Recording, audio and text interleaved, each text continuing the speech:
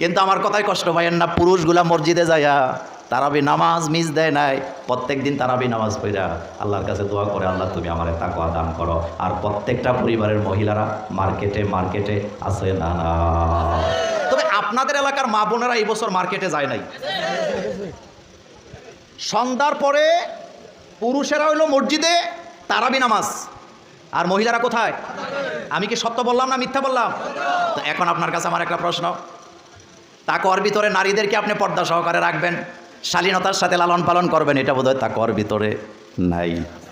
যদি থাইকা থাকে তাইলে আপনি কোন সাহসে ছেলের নাম, মেয়ের নাম, অমকের নাম, তমকের নাম, 12 জনের নাম লিস্ট কইরা বিবির হাতে টাকা ধরায় দিয়া আপনি বলতেছেন খতম তারাবি মিস করা যাবে না? আমি 1 পৃষ্ঠা খতম তারাবি মিস করতে চাই না। তুমি মার্কেটে চলে যাও, যার যার মতো করে কিনে নিয়ে আসো, আমি মসজিদে গেলাম, আমি তোমাদের সাথে নাই। এই কথা বইলা তাকওয়া অর্জন কইরা আল্লাহর কাছ থেকে